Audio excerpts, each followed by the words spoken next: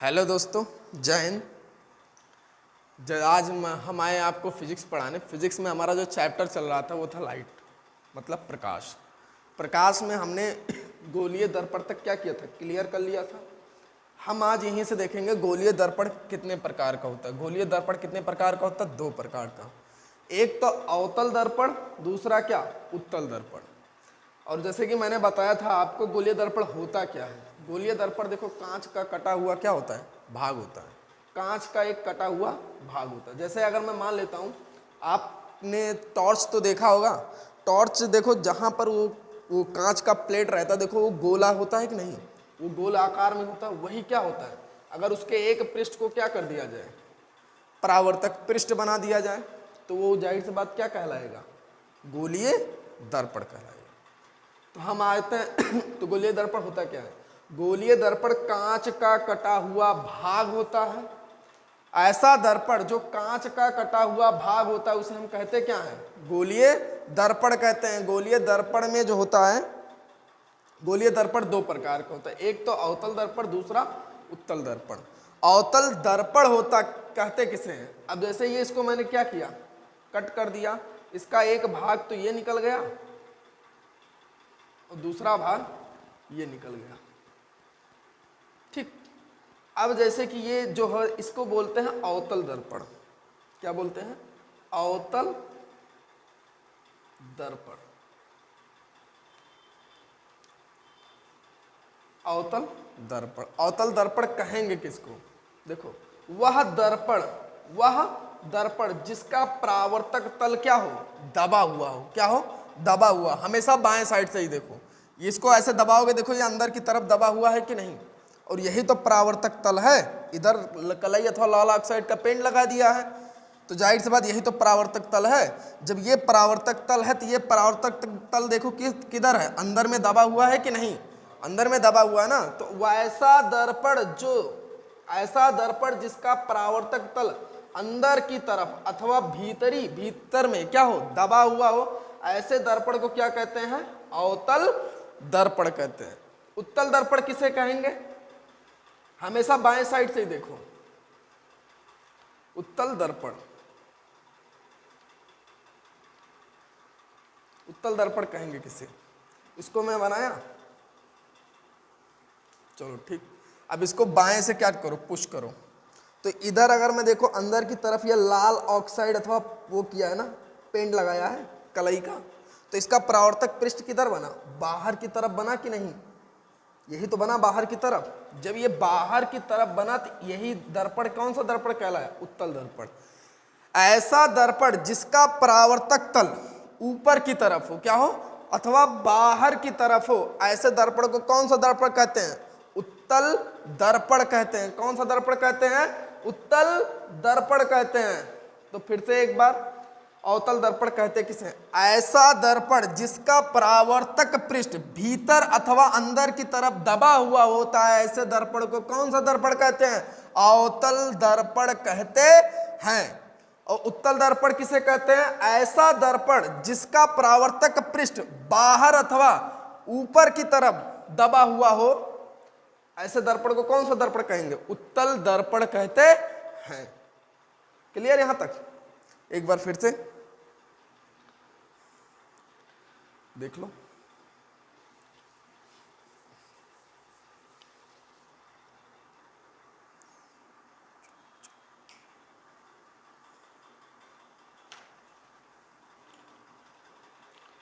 तो एक बार फिर, गोलीय दर्पण कहते किसे हैं।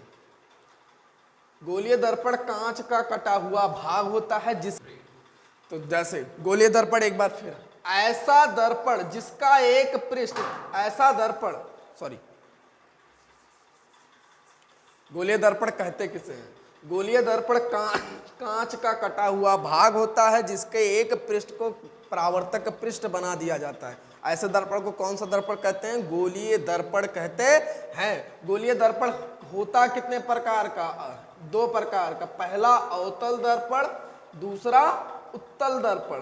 कौन सा दर्पण, उत्तल दर्पण। तो अवतल दर्पण हम जानेंगे, अवतल दर्पण किसे कहते किसे हैं। वह दर्पण जिसका परावर्तक पृष्ठ अंदर की तरफ दबा हुआ हो, ऐसे दर्पण को कौन सा दर्पण कहते हैं? अवतल दर्पण कहते हैं। दूसरा, उत्तल दर्पण किसे कहते हैं? ऐसा दर्पण जिसका परावर्तक पृष्ठ बाहर की तरफ उभरा हुआ हो, ऐसे दर्पण को कौन सा दर्पण कहते हैं? उत्तल दर्पण कहते हैं। यहां तक क्लियर है? एक बार फिर देख लेते हैं। गोलीय दर्पण किसे कहते हैं? गोलीय दर्पण कांच का कटा हुआ भाग होता है जिसके एक पृष्ठ को परावर्तक पृष्ठ बना देते हैं, ऐसे दर्पण को कौन सा दर्पण कहते हैं? गोलीय दर्पण कहते हैं। गोलीय दर्पण दो प्रकार का होता है, एक अवतल दर्पण, दूसरा उत्तल दर्पण। तो अवतल दर्पण किसे कहते हैं? ऐसा दर्पण जिसका परावर्तक पृष्ठ अंदर की तरफ दबा हुआ हो, ऐसे दर्पण को कौन सा दर्पण कहते हैं?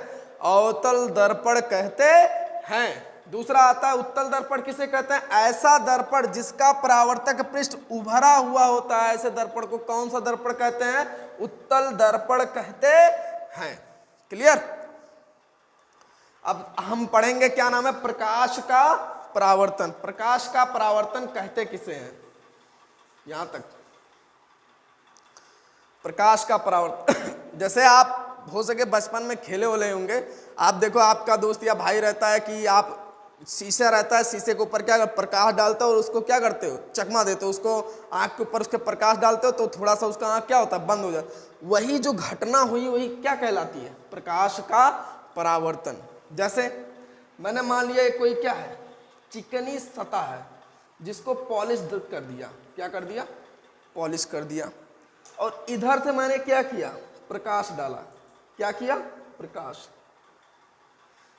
प्रकाश डाला। तो आने वाली जो किरण होती है उसको बोलते हैं आपतित किरण। कौन सी किरण? आपतित किरण। तथा जाने वाली किरण को बोलते हैं परावर्तित किरण। कौन सा किरण? परावर्तित किरण। क्लियर? ये बहुत इंपॉर्टेंट हेडिंग है ये वाला, क्योंकि ये आता ही आता है बोर्ड में आपके। तो प्रकाश का परावर्तन कहते किसे हैं? जब प्रकाश की किरणें किसी चिकने अथवा पॉलिशदार सतह पर गिराई जाती है तो प्रकाश के अधिकांश भाग उसी माध्यम में क्या होती है? लौट जाती। क्या होती है? लौट जाती है। और इसी घटना को क्या कहते हैं? प्रकाश का परावर्तन कहते हैं। क्या कहते हैं? प्रकाश का परावर्तन कहते हैं। तो प्रकाश का परावर्तन कहते किसे हैं? जब प्रकाश की किरणें किसी चिकने अथवा पॉलिशदार सतह पर गिराई जाती है तो प्रकाश का अधिकांश भाग उसी माध्यम में क्या होता है? लौट जाता है। इसी घटना को क्या कहते हैं? प्रकाश का परावर्तन कहते हैं। प्रकाश के परावर्तन के दो नियम होते हैं। पहला नियम देखो,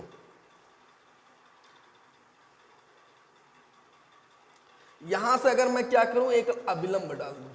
क्या किया? अभिलंब। ठीक, इसको बोलते हैं अभिलंब। ये देखो एक ही बिंदु है कि नहीं? तो पहला नियम क्या कहता है? आपतित किरण, अभिलंब तथा परावर्तित किरण एक ही बिंदु पर होते हैं। आपतित किरण, परावर्तित किरण तथा अभिलंब तीनों एक ही बिंदु पर होते हैं। दूसरा नियम क्या कहता है? देखो, आने वाली किरण के साथ जो अभिलंब के साथ कोण बनाता है उसको बोलते हैं आपतन कोण। कौन सा कोण बोलते हैं? आपतन कोण। और जाने वाली किरण और अभिलंब के साथ जो कोण बनता है उसको बोलते हैं परावर्तन कोण। इसलिए परावर्तन बोला जाता है। चलो हम जैसे फिर से देख रहे थे, प्रकाश का परावर्तन। प्रकाश का परावर्तन कहते किसे हैं?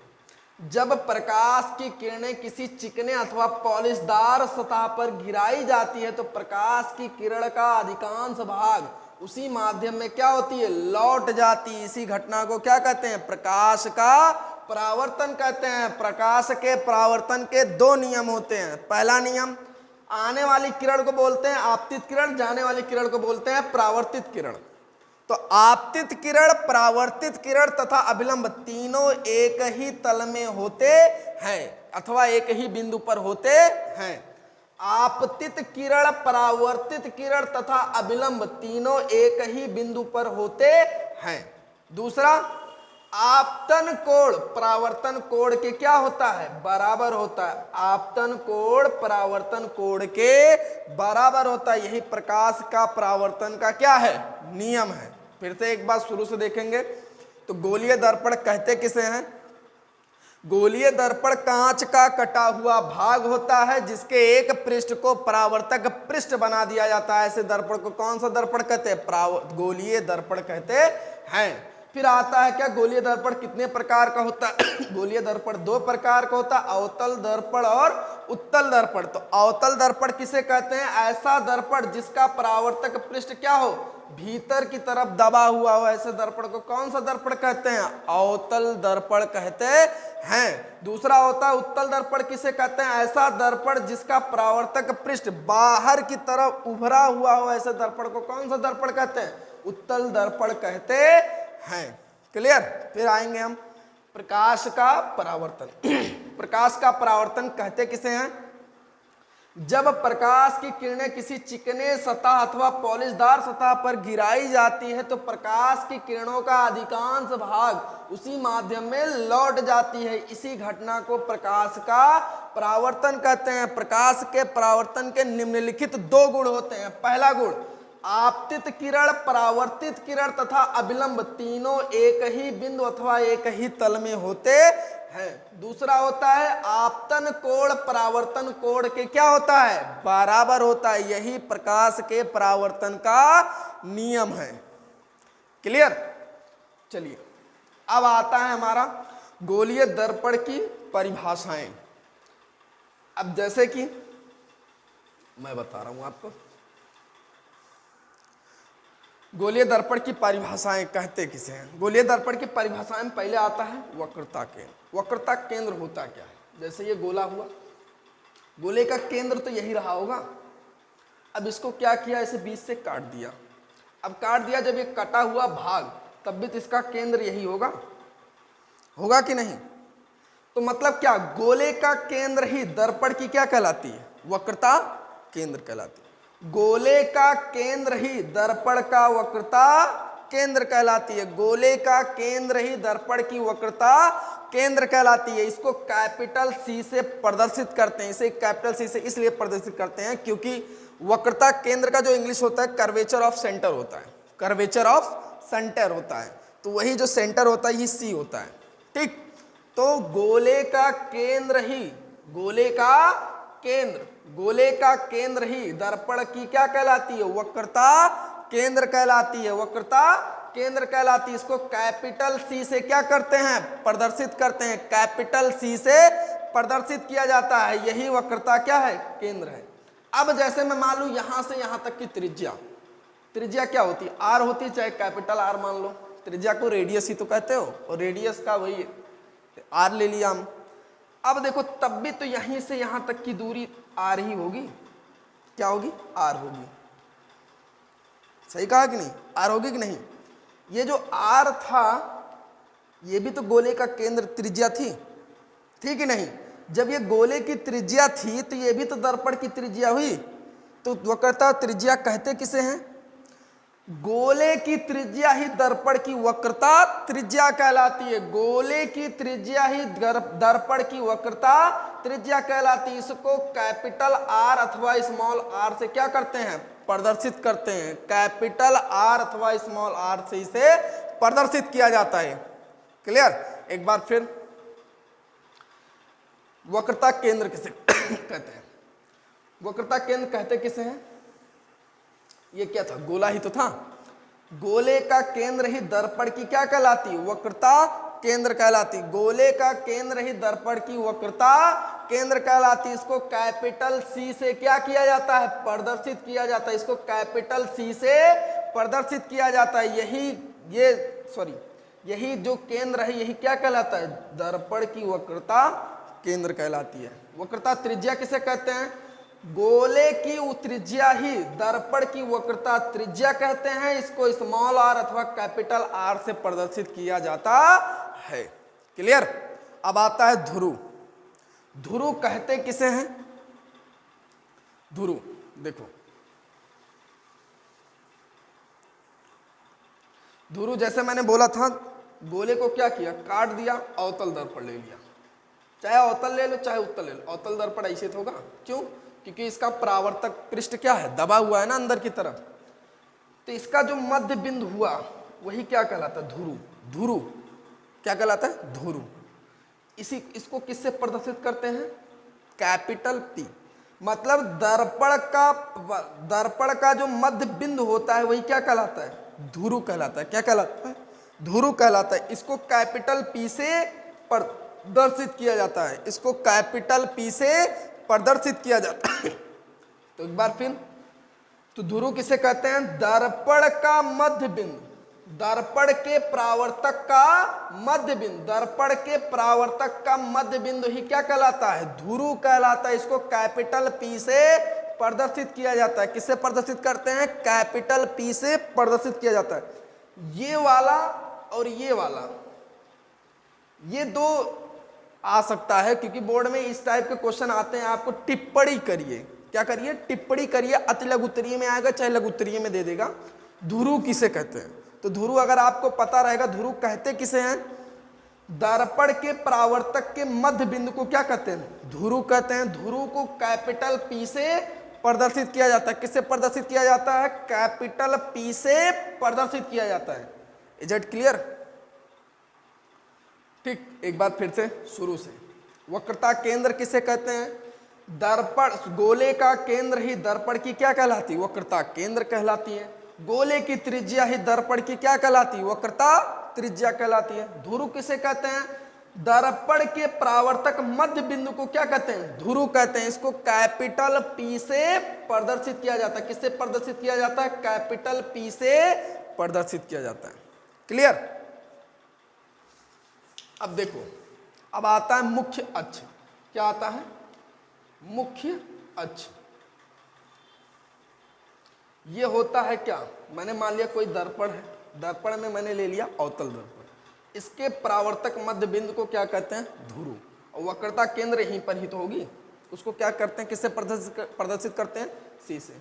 तो वक्रता केंद्र और ध्रुव को मिलाने वाली काल्पनिक रेखा को क्या कहते हैं, मुख्य अक्ष कहते हैं। वक्रता केंद्र और ध्रुव के काल्पनिक रेखा को मिलाने वाली रेखा को क्या कहते हैं, मुख्य अक्ष कहते हैं। वक्रता केंद्र और ध्रुव को मिलाने वाली काल्पनिक रेखा को मुख्य अक्ष कहते हैं। वक्रता केंद्र और ध्रुव के मिलाने वाली काल्पनिक रेखा को क्या कहते हैं, मुख्य अक्ष कहते हैं। एक बार फिर, वक्रता केंद्र और ध्रुव को मिलाने वाली काल्पनिक रेखा को मुख्य अक्ष कहते हैं। क्लियर? फिर आता है मुख्य फोकस। हमने प्रतिबिंब में आपको बताया था, वैसे सेम टू सेम है ये मुख्य फोकस। जैसे मैं बोला था, ये कहीं पर क्या रख दिया था, वस्तु रख दिया था, और वस्तु से क्या किया था, प्रकाश की किरण चली। प्रकाश की किरण चलने के बाद दर्पण से टकराई, दर्पण से टकराने के बाद जिस बिंदु से होकर जाती है, ये जाती हुई प्रतीत होती है, उसे उस बिंदु का क्या कहते थे, प्रतिबिंब ही तो कहते थे। ऐसे सेम टू सेम वहां पर जाती है, जाती हुई प्रतीत होती है, लेकिन यहां पर मिलती है। क्या करती हैं, मिलती हैं, अथवा मिलती हुई क्या करती हैं, प्रतीत होती हैं। मिलती हुई प्रतीत होती है। क्या होती हैं, प्रतीत।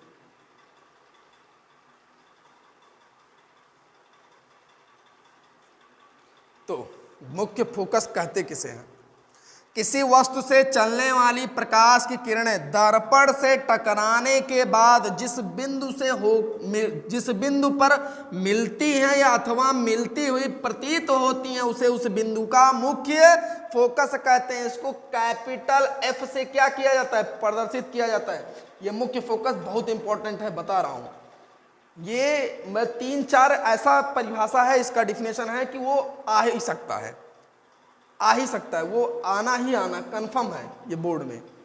ठीक, तो इसीलिए फिर से देखो, तो मुख्य फोकस कहते किसे हैं, किसी वस्तु से चलने वाली प्रकाश की किरणें दर्पण से टकराने के बाद जिस बिंदु पर मिलती हैं या मिलती हुई प्रतीत होती हैं, उसे उस बिंदु का मुख्य फोकस कहते हैं। मुख्य फोकस को किससे प्रदर्शित किया जाता है, कैपिटल एफ से प्रदर्शित किया जाता है। कोई दिक्कत? हाँ, फिर इसके बाद आता है यही, ये बिंदु क्या कहलाए, ये बिंदु पर मिली थी, ये क्या कही, मुख्य फोकस, और ये क्या था, ध्रुव। अब आता है फोकस दूरी। क्या आता है, फोकस दूरी। फोकस दूरी कहते किसे हैं? फोकस दूरी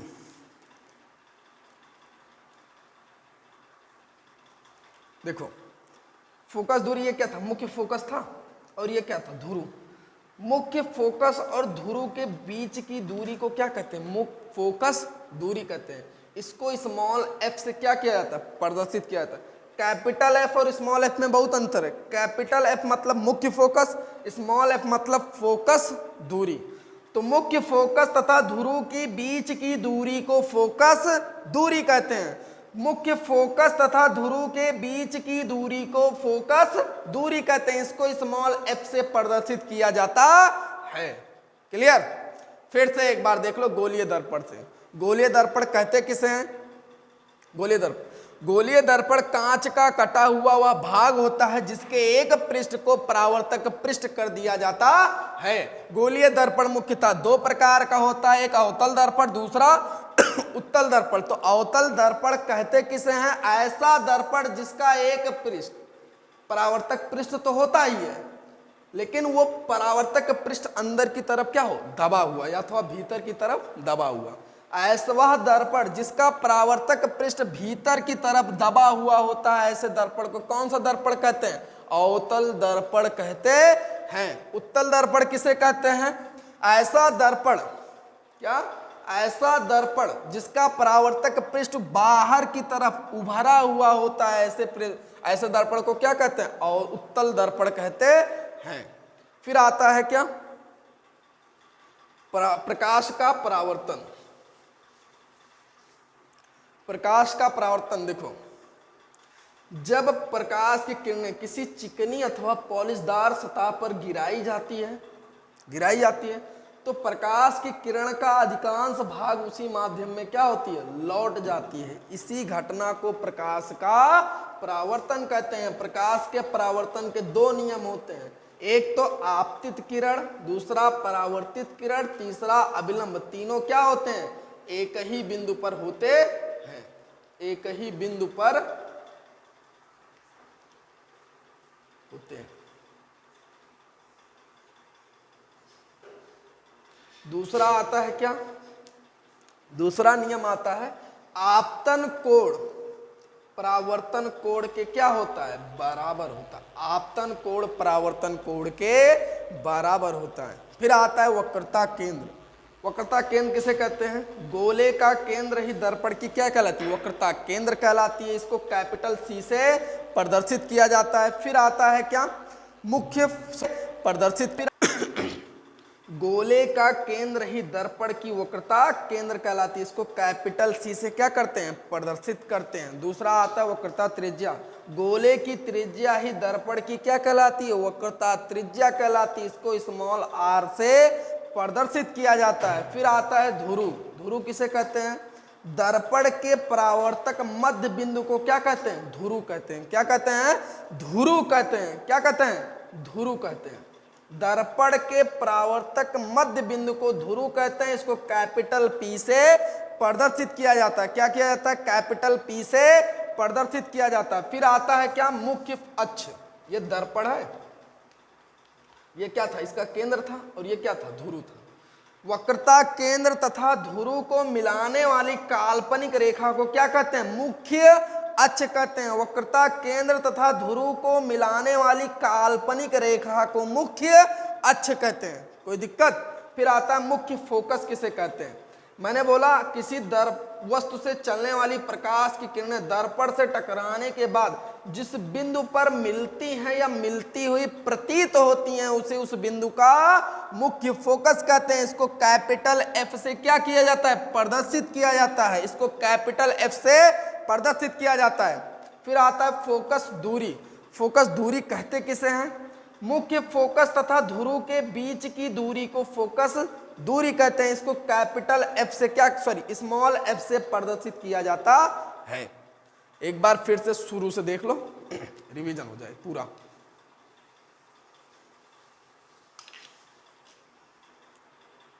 तो गोलीय दर्पण कहते किसे हैं? गोलीय दर्पण कांच का कटा हुआ भाग होता है जिसके एक पृष्ठ को परावर्तक पृष्ठ बना दिया जाता है। गोलीय दर्पण दो प्रकार का होता है, एक अवतल दर्पण, दूसरा उत्तल दर्पण। तो अवतल दर्पण किसे कहते हैं? वह दर्पण जिसका परावर्तक पृष्ठ अंदर की तरफ दबा हुआ हो, ऐसे दर्पण को कौन सा दर्पण कहते हैं? अवतल दर्पण कहते हैं। दूसरा होता है उत्तल दर्पण, ऐसा दर्पण जिसका परावर्तक पृष्ठ बाहर की तरफ उभरा हुआ हो, ऐसे दर्पण को कौन सा दर्पण कहते हैं? उत्तल दर्पण कहते हैं। फिर आता है प्रकाश का परावर्तन।